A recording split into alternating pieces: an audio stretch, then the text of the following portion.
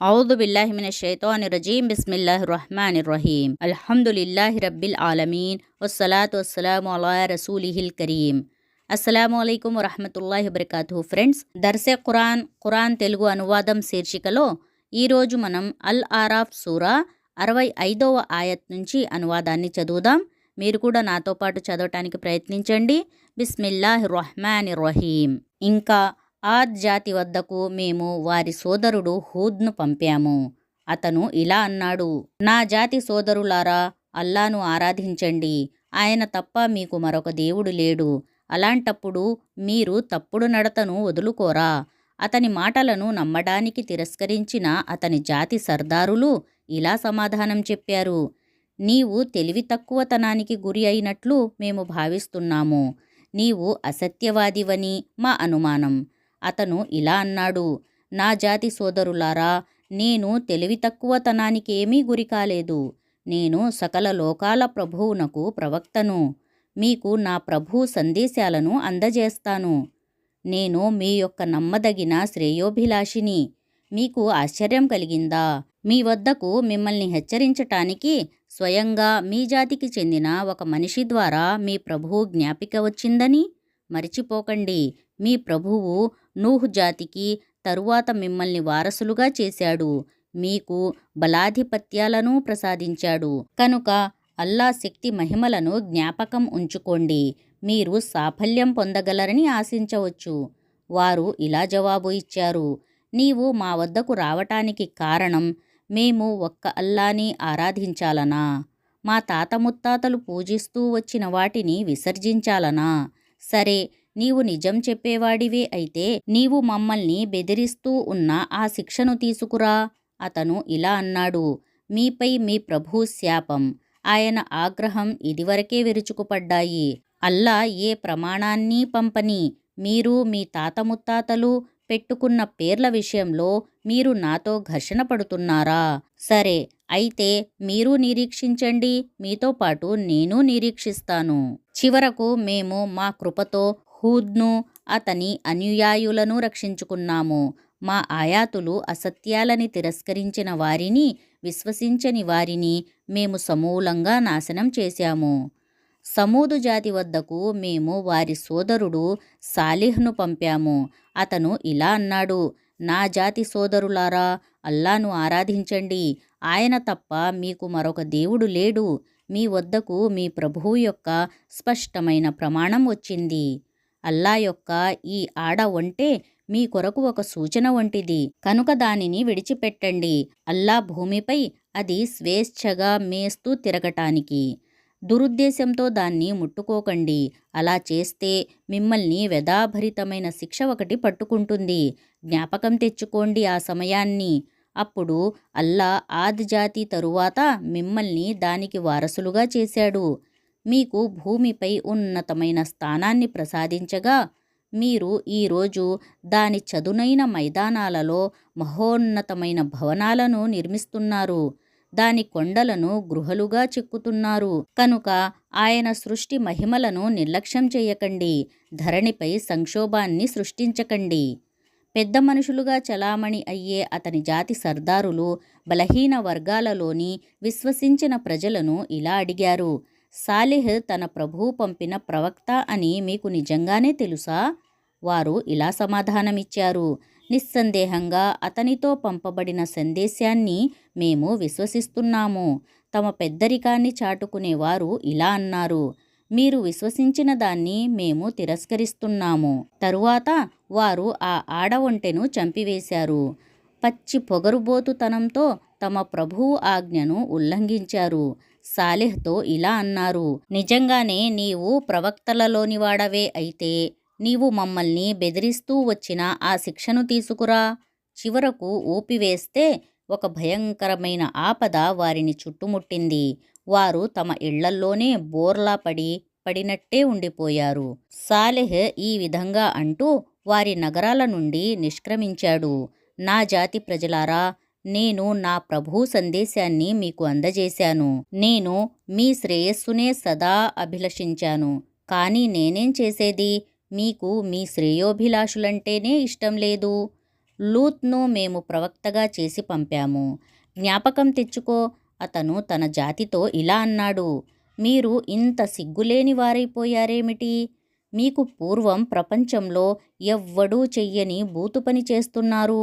మీరు స్త్రీలను వదిలి పురుషులతో మీ కామాన్ని తీర్చుకుంటున్నారు. వాస్తవానికి మీరు పూర్తిగా హద్దుమీరి ప్రవర్తించేవారు. కానీ అతని జాతి ఇచ్చిన జవాబు ఇదే: గెంటెయ్యండి వీళ్ళని మీ బస్తీల నుండి, మహాపవిత్రులట వీళ్ళు. చివరకు మేము లూత్ను, అతని ఇంటివాళ్లను, వెనుక ఉండిపోయే వారిలో కలిసిపోయిన అతని భార్యను తప్ప అందర్నీ రక్షించాము. ఇంకా ఆ జాతిపై కురిపించాము మేము ఒక వర్షాన్ని. చూడండి ఆ అపరాధుల ముగింపు ఎలా జరిగిందో. మేము మదియన్ జాతి వారి వద్దకు వారి సోదరుడు షోయబ్ను పంపాము. అతను ఇలా అన్నాడు: నా జాతి సోదరులారా, అల్లాను ఆరాధించండి. ఆయన తప్ప మీకు మరొక దేవుడు లేడు.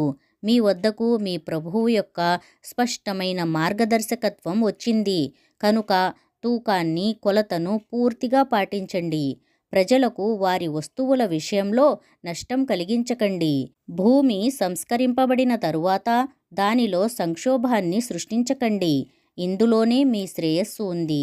మీరు నిజంగానే విశ్వాసులైతే ప్రజలను భయపెట్టటానికి, విశ్వసించే వారిని అల్లా మార్గం నుండి నిరోధించటానికి, రుజుమార్గం వక్రీకరణకు పాల్పడి జీవితపు ప్రతి మార్గంలో బందిపోటు దొంగల మాదిరిగా పొంచి కూర్చోకండి. జ్ఞాపకం తెచ్చుకోండి ఆ కాలాన్ని. అప్పుడు మీరు అల్పసంఖ్యలో ఉండేవారు. తరువాత అల్లా మీ సంఖ్యను అధికం చేశాడు. కళ్ళు తెరచి చూడండి. సంక్షోభం సృష్టించిన వారి పర్యవసానం ప్రపంచంలో ఏమయ్యిందో. ఏ ఉపదేశాన్ని ఇచ్చి నన్ను పంపటం జరిగిందో దానిని మీలోని ఒక వర్గం విశ్వసించి మరొక వర్గం విశ్వసించకపోతే అల్లా మన మధ్య తీర్పు చెప్పే వరకు సహనంతో నిరీక్షించండి. ఆయనే అందరికంటే ఉత్తమంగా తీర్పు చెప్పేవాడు. దురహంకారులైన అతని జాతి సర్దారులు అతనితో ఇలా అన్నారు: షుయబ్, మేము నిన్ను, నీతో పాటు విశ్వసించిన వారిని మా నగరం నుండి బహిష్కరిస్తాము, లేదా మీరు మా సంఘంలో తిరిగి చేరవలసి ఉంటుంది. షోయబ్ ఇలా సమాధానం పలికాడు: ఏమిటి, మాకు ఇష్టం లేకపోయినా మమ్మల్ని బలవంతంగా మళ్ళిస్తారా? అల్లా మాకు మీ సంఘం నుండి విముక్తి కలిగించిన తరువాత ఒకవేళ మళ్ళీ మేము దానిలో చేరితే మేము అల్లాకు అబద్ధం ఆరోపించిన వాళ్ళం అవుతాము. దాని వైపునకు మళ్ళడం అనేది మాత్రం మాకు ఏ విధంగానూ సాధ్యం కాదు, మా ప్రభువైన అల్లా సంకల్పిస్తే తప్ప. మా ప్రభువు జ్ఞానం ప్రతి వస్తువును ఆవరించి ఉంది. ఆయననే మేము నమ్ముకున్నాము. ప్రభూ, మాకు మా జాతికి మధ్య సరియైన తీర్పు చెయ్యి. నీవు ఉత్తమ న్యాయ నిర్ణేతవు. అతని మాటలను తిరస్కరించిన అతని జాతి సర్దారులు పరస్పరం ఇలా అనుకున్నారు: ఒకవేళ మీరు షుయబ్ను అనుసరించటానికి అంగీకరిస్తే నాశనం అవుతారు. కానీ జరిగిందేమిటంటే ఊపివేసే ఒక పెద్ద ఆపద వారిని పట్టుకుంది. వారు తమ గృహాలలో బోర్లా పడినట్లే ఉండిపోయారు. షుయబ్ను తిరస్కరించిన వారు ఆ గృహాలలో ఎన్నడూ నివసించని విధంగా తుడుచుకుపోయారు. షుయబ్ను తిరస్కరించిన వారే చివరకు సర్వనాశనమయ్యారు. షుయబ్ ఇలా అంటూ వారి నగరాల నుండి నిష్క్రమించాడు: నా జాతి సోదరులారా, నేను నా ప్రభు సందేశాలను మీకు అందజేశాను. మీ శ్రేయోభిలాషిగా నేను నా బాధ్యతను పూర్తిగా నెరవేర్చాను. సత్యాన్ని స్వీకరించటానికి తిరస్కరించే జాతి కొరకు నేను ఇప్పుడు ఎలా బాధపడను? మేము ఏ నగరానికి ప్రవక్తను పంపినా ఆ నగర ప్రజలను మొదట లేమికి, కష్టానికి గురి చెయ్యకుండా ఉండడం జరగలేదు. వారు వినమ్రులు కావాలనే ఉద్దేశంతో. తరువాత మేము వారి దుస్థితిని సుస్థితిగా మార్చాము. చివరకు వారు బాగా అభివృద్ధి చెంది ఇలా అన్నారు: మంచి రోజులు, చెడ్డ రోజులు అనేవి మా పూర్వీకులకు కూడా కలుగుతూ వచ్చాయి. తుదకు మేము వారిని అకస్మాత్తుగా పట్టుకున్నాము. వారికి దానిని గురించి ఏమాత్రం తెలియదు. నగరాల ప్రజలు విశ్వసించి భయభక్తుల వైఖరిని అవలంబించి ఉన్నట్లయితే మేము వారి కొరకు ఆకాశంలోని, భూమిలోని శుభాల ద్వారాలను తెరిచి ఉండేవారము. కానీ వారు ధిక్కరించారు కనుక మేము వారిని వారు పోగు చేస్తూ ఉన్న చెడు సంపాదన కారణంగా పట్టుకున్నాము. ఏమిటి, అయితే ఇక మా శిక్ష రాత్రి సమయంలో వారు గాఢనిద్రలో ఉన్నప్పుడు వారిపై అకస్మాత్తుగా వచ్చి పడదని నగరాల ప్రజలు నిర్భయంగా ఉన్నారా? లేక శక్తివంతమైన మా హస్తం పగటివేళ వారు ఆడుకుంటున్నప్పుడు వారిపై హఠాత్తుగా ఎన్నడూ పడదనే తృప్తితో ఉన్నారా వారు?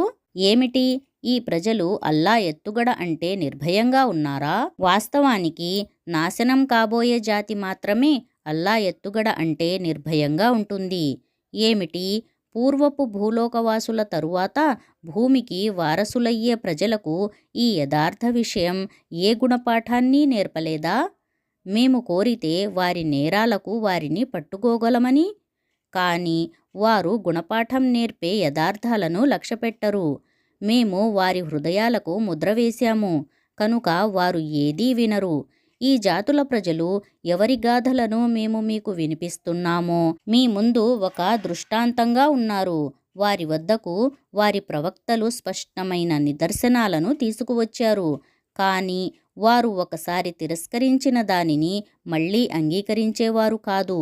చూడండి, ఈ విధంగా మేము సత్య తిరస్కారుల హృదయాలకు ముద్ర వేస్తాము.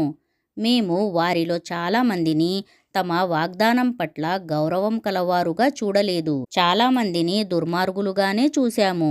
పైన పేర్కొనబడిన ఈ జాతుల తరువాత మేము మూసాను మా సూచనలతో ఫిరౌను వద్దకు అతని జాతి సర్దారుల వద్దకు పంపాము. కానీ వారు కూడా మా సూచనల పట్ల అన్యాయంగా ప్రవర్తించారు. కనుక చూడండి ఆ దుర్మార్గుల గతి ఏమయ్యిందో. మూసా అలైహిస్సలాం ఇలా అన్నాడు, ఫిరౌన్, నేను విశ్వ ప్రభువు తన తరపున పంపగా వచ్చినవాడను. నా పని ఏమిటంటే అల్లా పేరుతో సత్యం తప్ప మరే మాట పలకకుండా ఉండటం. నేను మీ వద్దకు మీ ప్రభువు తరపు నుండి నా నియామకాన్ని గురించిన స్పష్టమైన నిదర్శనం తీసుకుని వచ్చాను. కనుక నీవు ఇశ్రాయేలు సంతానాన్ని నాతో పంపు.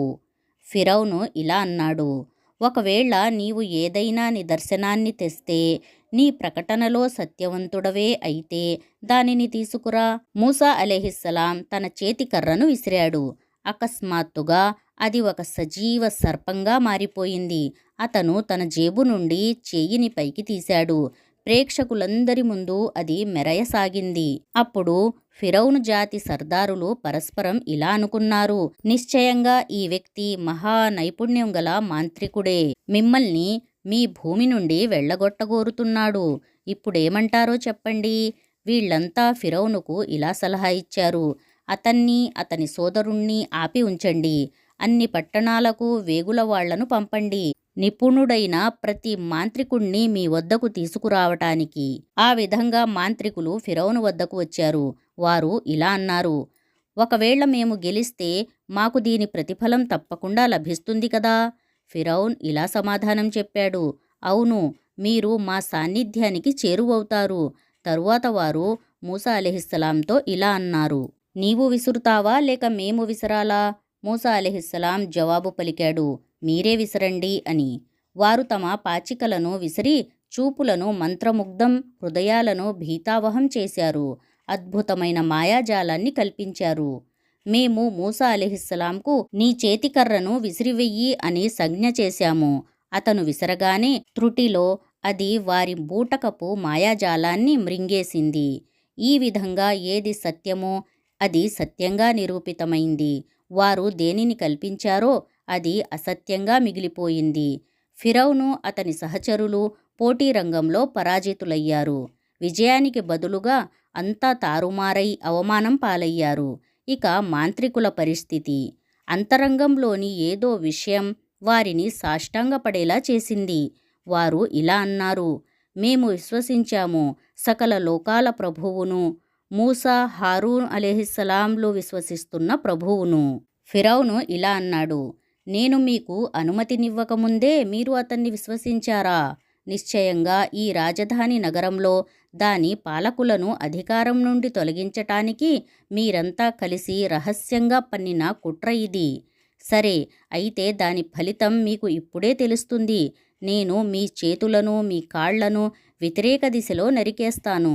ఇంకా దాని తరువాత మీ అందరినీ సిలువనెక్కిస్తాను. వారు ఇలా జవాబు పలికారు, ఎట్టి పరిస్థితిలోనూ మేము మరలవలసింది మా ప్రభువు వైపునకే. నీవు ఏ విషయంలో మాపై పగ తీర్చుకోదలిచావో అది మా ప్రభు సూచనలు మా ముందుకు వచ్చినప్పుడు మేము వాటిని విశ్వసించామనేది తప్ప మరొకటి కాదు. ప్రభూ, మాకు ఓరిమిని అమితంగా అనుగ్రహించు. మమ్మల్ని ప్రపంచం నుండి లేపినప్పుడు మేము నీకు విధేయులుగా ఉన్న స్థితిలోనే లేపు. ఫిరౌనుతో అతని జాతి సర్దారులు ఇలా అన్నారు: మూసాను, అతని జాతివారిని రాజ్యంలో కల్లోలం వ్యాపింపచేయటానికి, వారు నీ దాస్యాన్ని, నీ దేవుళ్ల దాస్యాన్ని కాదనటానికి నీవు వారిని స్వేచ్ఛగా వదిలిపెడతావా? ఫిరౌను ఇలా జవాబు ఇచ్చాడు: నేను వారి కొడుకులను చంపిస్తాను, వారి స్త్రీలను బ్రతకనిస్తాను, వారిపై మా అధికారపు పట్టు పటిష్టంగా ఉంది. మూసా అలైహిస్సలాం తన జాతి వారితో ఇలా అన్నాడు: అల్లాహ్ను సహాయం కొరకు అర్థించండి, ఓర్పు వహించండి. భూమి అల్లాది. తన దాసులలో తాను కోరిన వారిని దానికి వారసులుగా చేస్తాడు. అంతిమ సాఫల్యం అల్లాహకు భయపడుతూ పనిచేసే వారి కొరకే. అతని జాతివారు ఇలా అన్నారు: నీవు రాకపూర్వం కూడా మేము బాధింపబడేవారము, ఇప్పుడు నీవు వచ్చిన తరువాత కూడా బాధింపబడుతున్నాము. అతను ఇలా జవాబు పలికాడు: మీ ప్రభువు మీ శత్రువులను నాశనం చేసి మిమ్మల్ని ధరణిలో ఖలీఫాలుగా చేసే సమయం సమీపంలోనే ఉంది. అప్పుడు మీరు ఎలా ప్రవర్తిస్తారో ఆయన చూస్తాడు. మేము ఫిరౌను ప్రజలను ఎన్నో సంవత్సరాల వరకు కరువుకు, పంటల కొరతకు గురిచేశాము. బహుశా వారికి తెలివి వస్తుందేమో అని. కానీ వారి పరిస్థితి ఎలా ఉండేదంటే, మంచికాలం వచ్చినప్పుడు వారు మేము దీనికే అర్హులం అని అనేవారు. గడ్డుకాలం వచ్చినప్పుడు వారు మూసాను, అతని సహచరులను తమకు అపశకునంగా పేర్కొనేవారు. అసలు వాస్తవానికి వారి అపశకునం అల్లా చేతులలో ఉంది. కానీ వారిలో చాలామంది జ్ఞానహీనులు. వారు మూసాతో ఇలా అన్నారు: నీవు మంత్రజాలంగా మాపై ప్రయోగించటానికి ఏ మంత్ర సూచనను తెచ్చినా మేము నీ మాటను నమ్మేవాళ్లము కాము. చివరకు మేము వారిపైకి తుఫానును పంపాము, మిడతల దండును వదిలాము, పేలు వ్యాపింపచేశాము, కప్పలను పుట్టించాము, రక్తము కురిపించాము. ఈ సూచనలన్నిటినీ వేర్వేరుగా చూపించాము. కానీ వారు తలబిరుసుతనం ప్రదర్శిస్తూనే పోయారు. వారు మహాపరాధం చేసిన ప్రజలు. వారిపై ఆపద అవతరించినప్పుడల్లా ఇలా అనేవారు: మూసా, నీకు నీ ప్రభువు తరపు నుండి లభించిన పదవి ఆధారంగా మా కొరకు ప్రార్థించు. ఈసారి నీవు మా నుండి ఈ ఆపదను తొలగింపచేస్తే మేము నీ మాటలను విశ్వసిస్తాము. ఇశ్రాయేలు సంతానాన్ని నీ వెంట పంపుతాము. కానీ మేము మా శిక్షను వారి నుండి ఒక నిర్ణీత కాలం వరకు, ఆ కాలానికి వారు ఎలాగైనా చేరుకోవలసిన వారే, తొలగించినప్పుడల్లా వారు తమ వాగ్దానం నుండి ఒక్కసారిగా మరలిపోయేవారు. అప్పుడు మేము వారికి ప్రతీకారం చేశాము, వారిని సముద్రంలో ముంచివేశాము. ఎందుకంటే వారు మా సూచనలు అసత్యాలని తిరస్కరించారు, వాటిని లెక్క చేయలేదు. ఇంకా వారి స్థానంలో బలహీనులుగా చెయ్యబడిన వారందరినీ మేము ఆ భూభాగపు తూర్పు పడమరలకు వారసులుగా చేశాము. ఆ భూభాగాన్ని మేము శుభాలతో నింపాము. ఈ విధంగా నీ ప్రభువు ఇశ్రాయేలు సంతతికి మేలు చేస్తాను అన్న వాగ్దానం నెరవేరింది. ఎందుకంటే వారు ఓర్పుతో వ్యవహరించారు. ఇంకా ఫిరౌను, అతని జాతివారు చేసిన నిర్మాణాలు, లేపిన భవనాలు సమస్తము మేము నేలమట్టం చేశాము. మేము ఇశ్రాయేలు సంతతిని సముద్రం దాటించాము. తరువాత వారు పోసాగారు. మార్గమధ్యలో ఒక జాతి ప్రజల వద్దకు పోవడం జరిగింది. ఆ జాతివారు తాము ఆరాధించే కొన్ని విగ్రహాల పట్ల ప్రేమకు పూర్తిగా అంకితమైనవారు. ఇశ్రాయేల్ సంతతి వారు ఇలా అన్నారు: మూసా, వాళ్ల దేవుళ్ల వంటి ఒక దేవుణ్ణి మాకు కూడా చేసిపెట్టు. మూసా అలైహిస్సలాం ఇలా అన్నాడు: మీరు చాలా అజ్ఞానపు మాటలు మాట్లాడుతున్నారు. ఈ ప్రజలు అవలంబిస్తున్న విధానం నాశనం అయ్యేదే. ఇంకా వారు చేస్తూ ఉన్న పని పూర్తిగా అసత్యమైనది. మళ్ళీ మూసా అలైహిస్సలాం ఇలా అన్నాడు: నేను అల్లాహ్ను కాదని మరొక దైవాన్ని మీ కొరకు అన్వేషించాలా? వాస్తవానికి ప్రపంచంలోని సమస్త జాతుల కంటే మీకు ఔన్నత్యాన్ని ప్రసాదించింది అల్లాహయే. అల్లా ఇలా సెలవిస్తున్నాడు: మేము మీకు ఫిరౌన్ ప్రజల బారి నుండి విముక్తి కలిగించిన సందర్భాన్ని జ్ఞాపకం తెచ్చుకోండి. వారు మిమ్మల్ని ఘోర యాతనకు గురి చేసేవారు, మీ కుమారులను చంపేవారు, మీ స్త్రీలను మాత్రం బ్రతకనిచ్చేవారు. ఇందులో మీ ప్రభువు తరపు నుండి మీకు ఒక పెద్ద పరీక్ష ఉండినది. అల్లాహతాలా మనందరికీ ఖురాన్ని బాగా అర్థం చేసుకుని అల్లాహ్ ఆయాతులపై అమలు చేసే భాగ్యాన్ని ప్రసాదించుగాక. ఆమీన్ యా రబ్బుల్ ఆలమీన్. జజాకుముల్లాహు ఖైరన్ కసీరా. అస్సలాము అలైకుం వరహమతుల్లాహి వబరకాతుహు.